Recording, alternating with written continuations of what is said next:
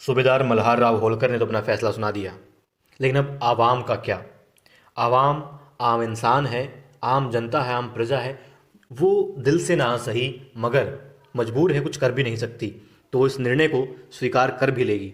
वो लोग चाहेंगे कि भाई चलो ठीक है, राजा जी बढ़ाना चाहते हैं, पढ़ाएं, अपनी पुत्र वधू को या बच्चों को पढ़ाएं, मगर आम जनता का फैसला ये होगा, वो कहेंगे कि हम अपने बच्चों को या जो लड़कियां हैं, स्त्रियां हैं, उनको शिक्षा का अधिकार नहीं दे सकते, नहीं पढ़ाएंगे। और बहुत सारी स्त्रियां खुद इसके खिलाफ ही होंगी, इस बात के कि हाँ, नारी को शिक्षा का अधिकार होना चाहिए, वो इस बात के खिलाफ होंगी।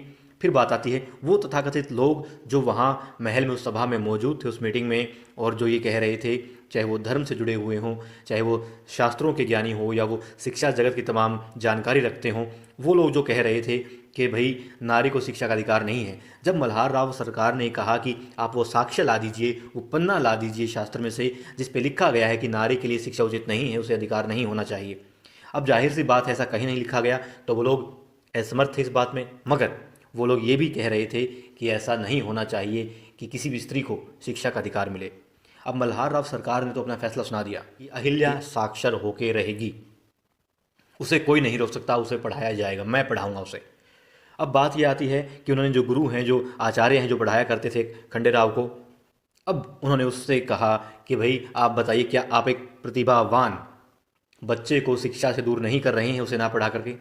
तमाम बातें कही, माँ सरस्वती की बातें भी उन्होंने कही कि आप उनके शिष्य हैं, और आप खुद जो कि एक स्त्री हैं, माँ सरस्वती, और एक स्त्री को ही, एक लड़की को ही, उनकी बेटी को आप शिक्षा के अधिकार से वंचित रखना चाहते हैं, क्या ये उचित है?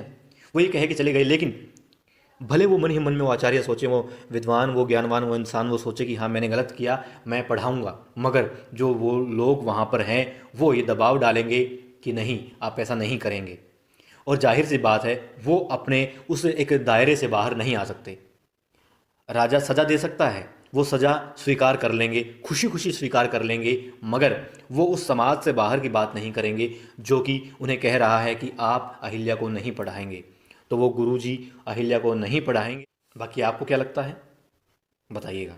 मुझे यही लग रहा है कि क्योंकि आज भी बहुत सारा ऐसा होता है, हम अपने समाज से बाहर की बातें नहीं कर सकते।